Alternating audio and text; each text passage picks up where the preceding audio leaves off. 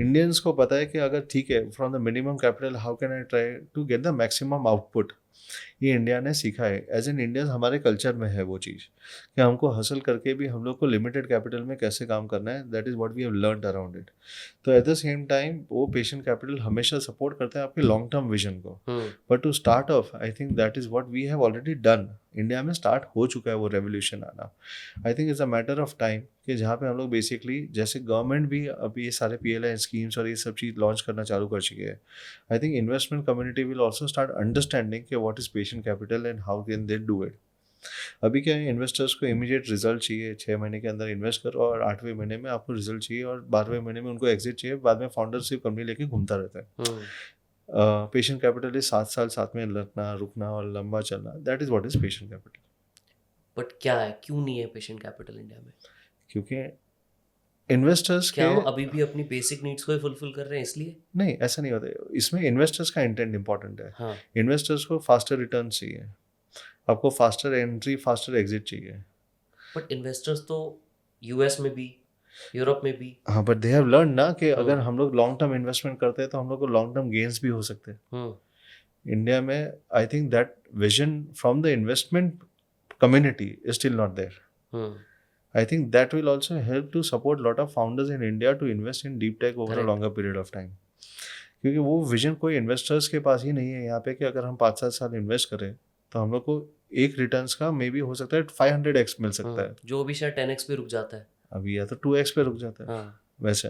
Correct. So if it is also about their intent to have 500x in 7 years or 2x in 1 year.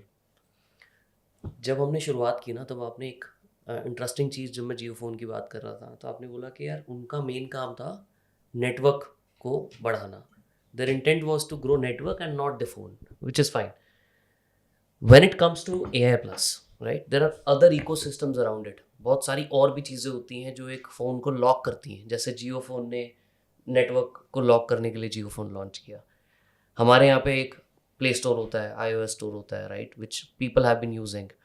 What is it that you are creating the ecosystem around AI plus? AI plus का सबसे important है कि मैं एक Indian ecosystem बनाऊंगा which I have started developing it.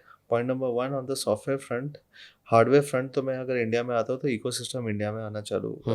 ये make in India phone है, but basically अभी भी कंपोनेंट्स बाहर से ही आते हैं बिकॉज कंपोनेंट इंडिया में फैब्रिकेट अभी होने चालू हुए नहीं है। So lot of components are still to be imported. कितने % बाहर से आता होगा अभी? सी देखिए, 4 बड़े मेजर कंपोनेंट जो होते हैं, जैसे कैमरा हो गया, प्रोसेसर हो गया, आपका बैटरी हो गया या बैटरी सेल्स हो गए, मतलब what lot of this type of things, ये मेजर कंपोनेंट जो 60% ऑफ द मेजर थिंग्स है, मेमोरी, ये सब बाहर से आते हैं। इंडिया में अभी तक fabrication, display, battery, your screen, processor, ये 4-5 जो मेजर कंपोनेंट्स है which are like around 60% of the components जो कंपोनेंट के प्राइस में आते हैं, बाकी सब छोटे छोटे होते हैं।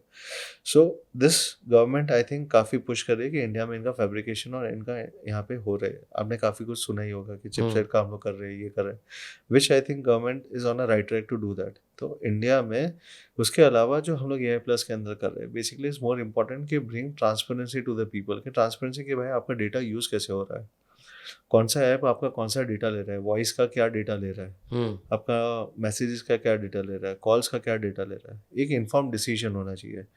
तो मेरे लिए सबसे इम्पॉर्टेंट है कि आप कुछ भी करो।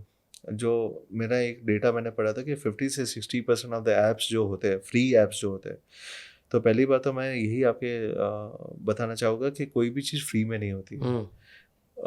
कहीं ना कहीं if the product is free, you are the product. Exactly. So वो आप कैसे प्रोडक्ट बन रहे हो वो जानना बहुत ज़रूरी है।